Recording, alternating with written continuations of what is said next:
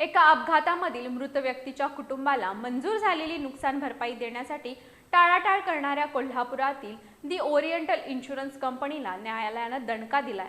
न्यायालयाच्या आदेशानुसार या इन्शुरन्स कंपनीवर जप्तीची कारवाई करण्यात आली। या इन्शुरन्स कंपनीच्या कार्यालयातील संगणक, फर्निचरसह अन्य साहित्य जप्त करण्यात आलं। त्यामुळे या इन्शुरन्स कंपनीनं तत्काळ 71,73,452 इतकी रक्कम RTGS द्वारे न्यायालयात जमा केली। त्यानंतर या इन्शुरन्स कंपनीचे जप्त केलेले साहित्य परत देण्यात आलं।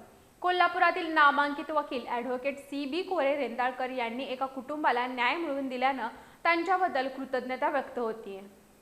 कोल्हापुरातील कसबा बावडा इथले आनंद आप्पासो चौगले यांचा 5 सप्टेंबर 2015 रोजी सातारा जिल्ह्यातील कोरेगावजवळ अपघाती मृत्यू झाला होता।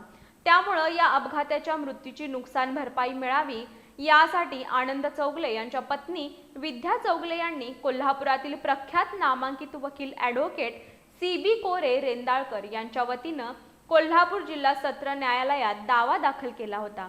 या नुकसान भरपाईची व्याजासहित मागणी 1,12,68,136 रुपये इतक्या रकमेची होती। जिल्हा सत्र न्यायाधीश DV कश्यप यांनी या संपूर्ण रकमेच्या वसुलीचे आदेश कोल्हापुरातील स्टेशन रोडवरील दी ओरिएंटल इन्शुरन्स कंपनी या विमा कंपनीला दिले होते। त्यानंतर या विमा कंपनीनं 10 फेब्रुवारी 2025 रोजी या रकमेपैकी 42,94,574 इतकी रक्कम न्यायालयात जमा केली होती।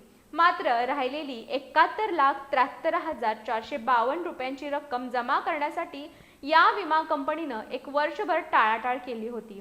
त्यामुळे विद्या चौगले यांनी ॲडव्होकेट CB कोरे रेंदाळकर यांच्या मार्फत नुकसान भरपाईतील राहिलेल्या रकमेची वसुली होण्यासाठी वसुली दरखास्त मोटार अपघात न्यायालयात दावा दाखल केला होता।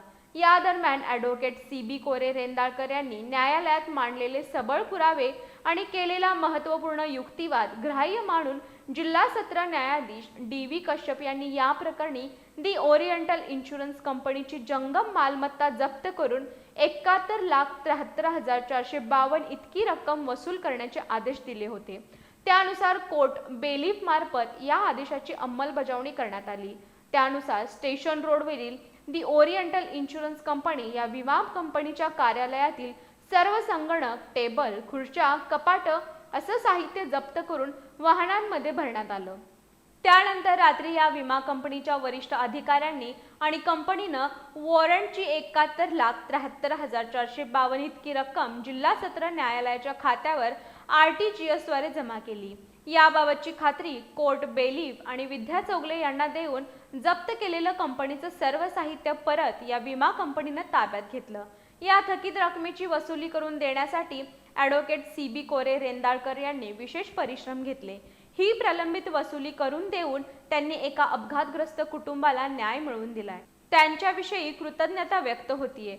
अनेक विमा कंपन्यांकडून नागरिकांना नुकसान भरपाई देण्यास टाळाटाळ केली जात असून याबाबत कठोर धोरण अवलंबून त्यांच्यावर कायदेशीर कारवाई होण्याची गरज निर्माण झालीये, हे या प्रकरणावरून स्पष्ट झालंय।